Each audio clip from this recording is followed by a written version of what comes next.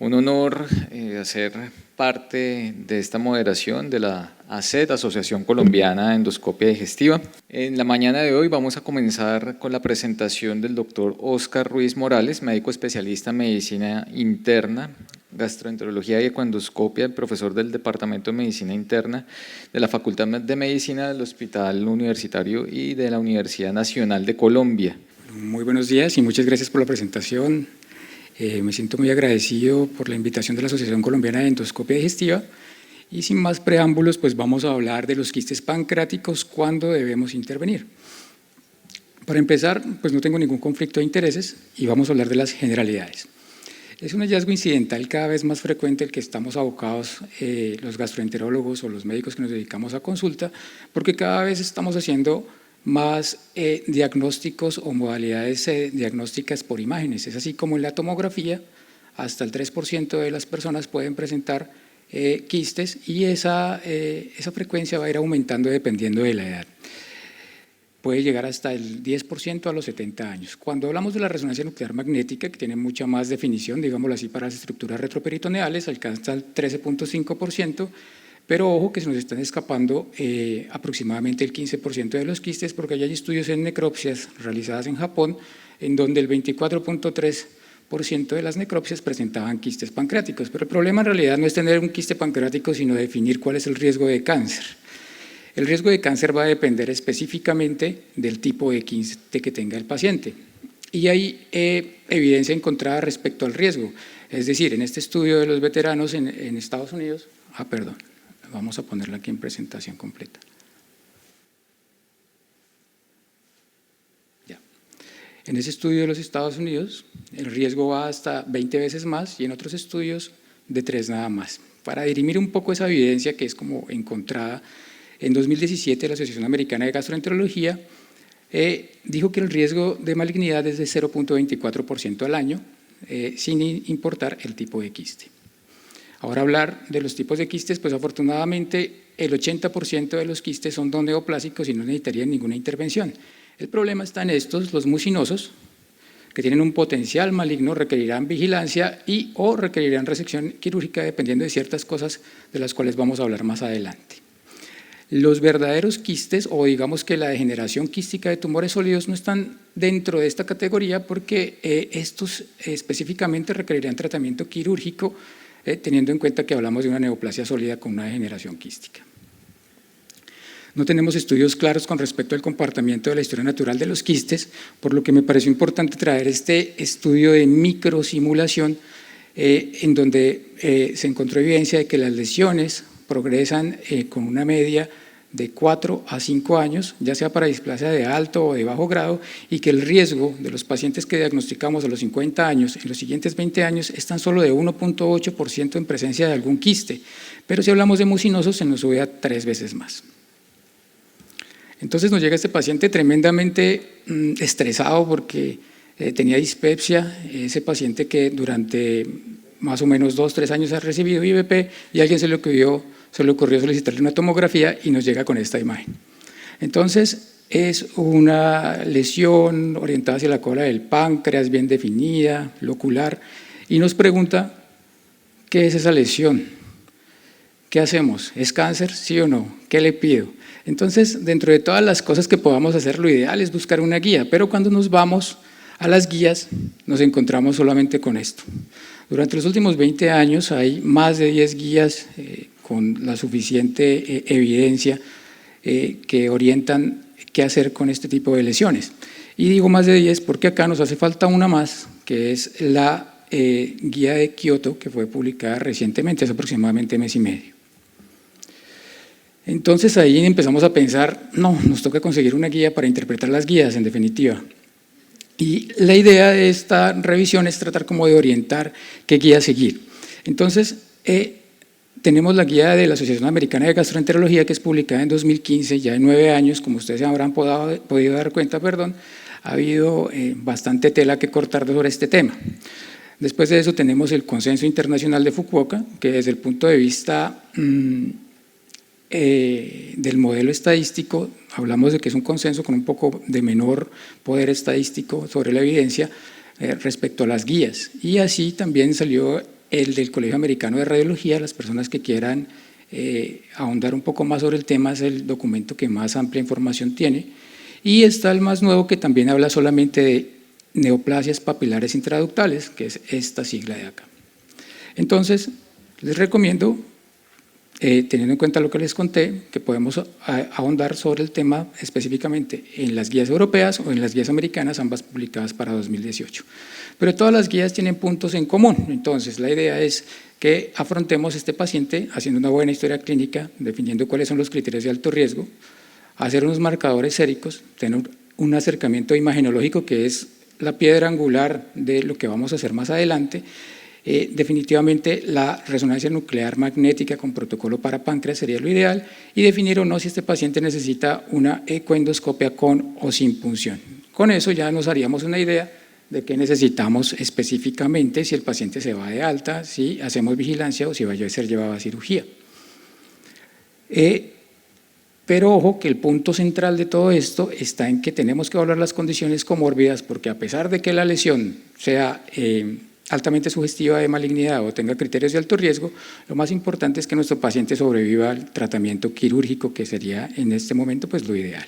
Y en caso de que no, debíamos plantear el cronograma de vigilancia y definir si ese paciente, qué tan bien o qué tan apegado vamos a llevarle un cronograma de vigilancia.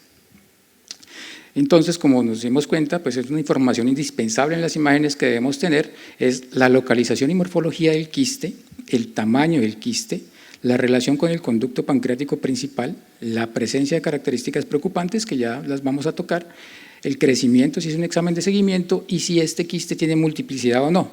Así, con esta información, podemos tomar decisiones. ¿Por qué es tan importante? Bueno, vemos, ya sabíamos que tiene un potencial maligno, pero en series de casos se ha visto que va desde el 8% hasta el 51%, lo cual es muy importante tener en cuenta, pues porque por eso es que se realizaron las guías. Y con la sola ecoendoscopia sin necesidad de la punción, con estas características ultrasonográficas, ¿qué podemos llegar a decir? Bueno, pues muchas cosas. Vemos acá cómo solamente con esa información podemos tener un 98% de rendimiento diagnóstico respecto a las neoplasias, a los IPMNs, y un 83% de rendimiento versus, cuando hablamos de neoplasias mucinosas versus serosas. Entonces, si tenemos un paciente con el signo de la papila en boca de pescado, tenemos aquí nuestra lesión que está siendo puncionada y aquí una dilatación del conducto pancreático principal de aproximadamente 5.2 milímetros, podemos decir, sin necesidad de evaluar los resultados de la punción, que estamos ante un IPMN de rama principal con criterios pues, de alto riesgo. Ahora, ¿qué hacemos con la estratificación inicial? Entonces, pues traje en resumen las recomendaciones de las 6 guías de las cuales hablé inicialmente, sin embargo nos vamos a enfocar en las 2 iniciales. Lo que tenemos acá para las guías SAGA y para las guías del consenso de Fukuoka es que los pacientes con cualquier neoplasia mucinosa debería ser llevado a cirugía. Sin embargo, los europeos y los americanos en 2018 trataron de decir que no. Van a haber indicaciones derivadas de los síntomas, que son condicionadas para decir que son indicaciones absolutas o de alto riesgo para cirugía, y las características del quiste. La dilatación del Wilson mayor a 10 milímetros o mayor a 5 milímetros, dependiendo de la guía, si está asociado a masa, si hay nódulos murales, dependiendo del tamaño, 4 centímetros para los europeos, 3 centímetros para los americanos, y estudios séricos, que el CA19-9 puede ser una indicación relativa o de alto riesgo para las guías americanas. En definitiva, hay que evaluarlos en contexto. Y entonces, la ultrasonografía endoscópica y la punción, ¿cuándo? Entonces, desde el punto de vista técnico, no manden a puncionar un quiste que tenga menos de 2 centímetros, porque no vamos a tener muestra necesaria para realizar los estudios que debemos realizar en el líquido quístico. Cuando digamos que todo ese cuadro se resume en estas 2 frases. Primero, cuando la duda diagnóstica nos asalte o cuando los resultados cambien el manejo. Si no, pues no es necesario, porque es un estudio invasivo que no está exento de morbilidad y no debe realizarse cuando el paciente tiene una clara indicación quirúrgica y debe ser llevado a cirugía. No hay que retrasar el procedimiento quirúrgico. Ojo con esto, que la ultrasonografía identifica el 30% de los quistes que no requieren vigilancia y eso nos ayuda bastante a empezar a sacar a esos pacientes y a darles de alta con un voto de tranquilidad muy importante, teniendo en cuenta que el riesgo de cáncer de páncreas está ahí siempre presente. Cuando tenemos el líquido quístico, entonces, ¿qué hacemos o qué buscamos? Primero, el signo de la cuerda. El signo de la cuerda tiene una especificidad y un valor predictivo positivo bastante alto. Para quiste mucinoso, básicamente lo que encontramos es esto, un segundo más de este tejido como filante, un segundo por 1 centímetro, es decir, 1 centímetro de longitud y que se mantenga por más de 1 segundo. Como la mayoría de veces no tenemos una muestra tan grande para realizarle todas estas pruebas, mi recomendación es tomarle una glucosa con un glucómetro. Ya tenemos con una simple gota, podemos decir, con una sensibilidad y una especificidad bastante alta, si se trata de un quiste mucinoso o no. Y lo siguiente que habría que tomar, si tiene un bajo volumen de muestra, sería el antígeno carcinoembrionario. Respecto a las pruebas genéticas, pues no están ampliamente disponibles, por lo menos en el país, pero serían muy útiles y allá es donde va la investigación. Por ejemplo, ya está disponible este PancreaSeq, que es un set para secuenciación de genes, 22 genes, y fue validado con este estudio en 2 años, donde compararon el líquido de la ultrasonografía endoscópica versus los especímenes posoperatorios, un estudio bastante grande, 31 instituciones, 1.832 muestras, lograron seguir a 1.216 pacientes y tenemos que este kit en general tiene un valor predictivo positivo de 80 al 100% y un valor predictivo negativo del 86 al 100%. Pero eso lo que se traduce es que evita las cirugías innecesarias hasta en un 91%, por lo que próximamente lo podemos ver incluido en alguna guía que probablemente vaya a salir más adelante. Entonces, ya sabemos cuáles deberían ser quirúrgicos. Ahora, ¿cuáles deberían llevarse a vigilancia? Bueno, los que definitivamente no son candidatos a manejo quirúrgico por comorbilidades o por las características del quiste. Y esto va a depender del tamaño. Me parece importante que las guías europeas, aparte de las imágenes, adicionan el CA 19.9 como parte del seguimiento y se hacen en intervalos de 1 año o 6 meses, pues dependiendo del tamaño que encontremos. Lo otro importante acá y que digamos que es el punto en donde más se encuentran las guías o donde más encontramos evidencia que no corresponde en casi todas, es cuando paramos la vigilancia. Teniendo en cuenta el estudio que vimos inicialmente, deberíamos seguirlo por 5 años, ¿no? Teniendo en cuenta el modelo que vimos inicialmente. Y algunas de las guías lo tienen en claro. La guía Kioto, la de 2024, también dice lo mismo, la guía del 2015, 5 años, pero ojo, que las guías europeas no dice cuándo se debe terminar esa vigilancia y las guías del 2017 del consenso de Kioto, de Fukuoka, perdón, tampoco ellos recomiendan realizarlo el seguimiento por toda la vida. Acá hay una duda importante y es de los pacientes mayores de 80 años, ¿qué hacer? La única que tiene recomendaciones especiales sobre este grupo poblacional es la guía del Colegio Americano de Radiología, en donde dice que debería realizarse imágenes cada 2 años y si en definitiva el paciente no es candidato para un tratamiento quirúrgico, a pesar de que tenga criterios de alto riesgo, pues no se debe realizar ningún otro tipo de seguimiento porque no es costo efectivo. En resumen, entonces, habrá que evaluar los factores de riesgo, sobre todo ictericia y pancreatitis cuando están asociadas a al quiste. Evaluar las modalidades de imágenes. Las modalidades de imágenes, como ya les había contado, una resonancia nuclear magnética con protocolo para páncreas, ecoendoscopia con o sin punción, dependiendo de las dudas diagnósticas, y la citología. Algo importante para notar de la citología es que la citología es difícil de obtener de las paredes del quiste y el rendimiento es muy bajo. Si no tenemos un citopatólogo en sala que nos diga que tiene células suficientes para realizar el diagnóstico, podemos inferir un diagnóstico con la suficiente precisión sin necesidad de hacerlo. Y lo demás, pues los test en sangre, el antígeno carcinoembrionario, el CA 19.9 y pruebas genéticas que cada vez están más en aumento. Ya teniendo la categoría del quiste y definiendo si se trata o no de un quiste mucinoso o no mucinoso, lo que vamos a evaluar es, primero, el tamaño del quiste, si tiene conexión con el ducto y si tiene nódulos murales y si persiste en todas las imágenes. En ocasiones pueden ser hallazgos incidentales que no persisten en el tiempo. Y para evaluar en el seguimiento, básicamente los mismos puntos, pero aparte de eso, evaluar si crece o no.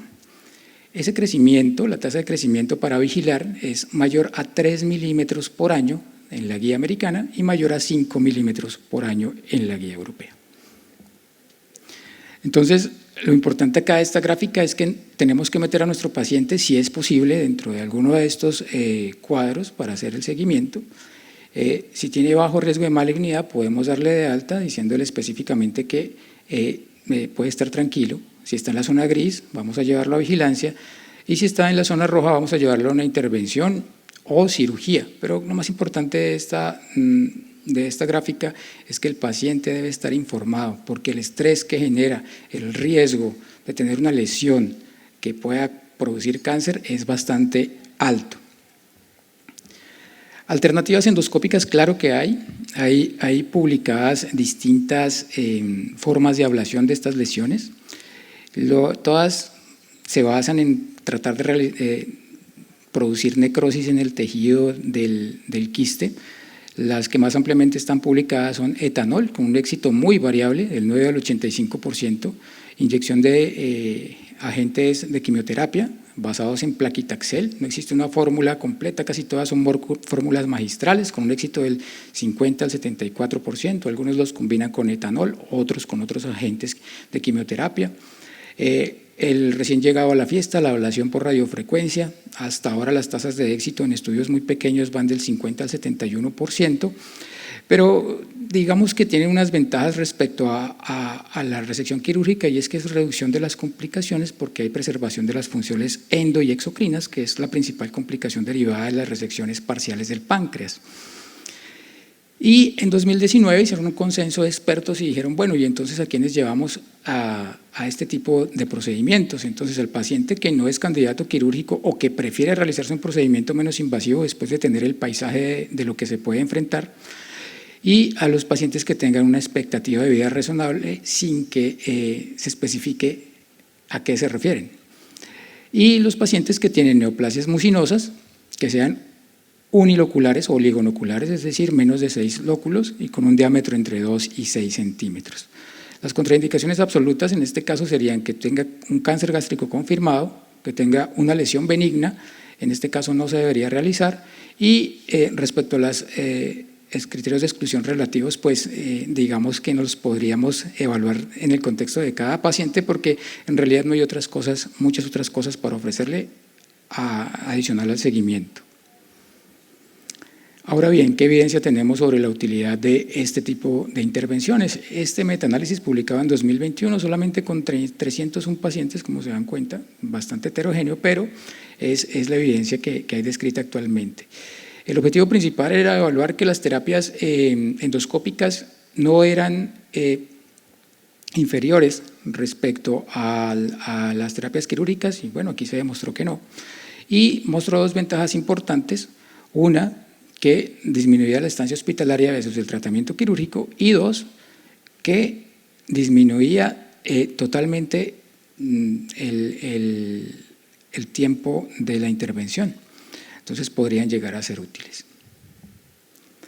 Después de la revisión, todavía, y yo creo que con el tiempo vamos a ver más guías y más guías, porque esto digamos que es un tema en el cual se está avanzando mucho. No tenemos una estrategia costo efectiva para el manejo de los quistes, ¿no? Las ablaciones pues, van siendo investigadas, pero todavía nos hace falta evidencia. No tenemos unos buenos predictores de potencial maligno, sin embargo las pruebas genéticas, como les mostré, van mostrando una evidencia a favor. Necesitaríamos unas pruebas séricas que nos permitan caracterizar los quistes, ¿sí?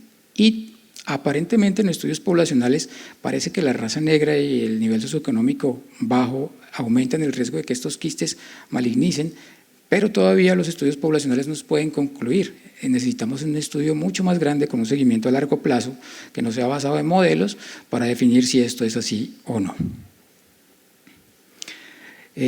Por último, los mensajes para llevar a la casa.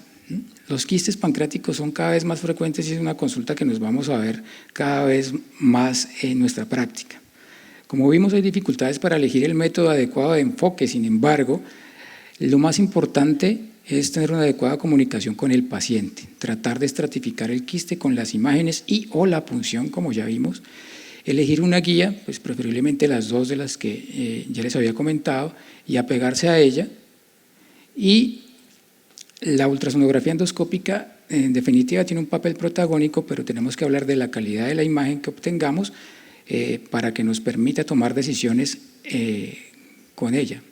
Y nuevas guías estarán próximamente llegando, probablemente con información diferente, pero hasta el momento eso es lo que tenemos. Muchísimas gracias.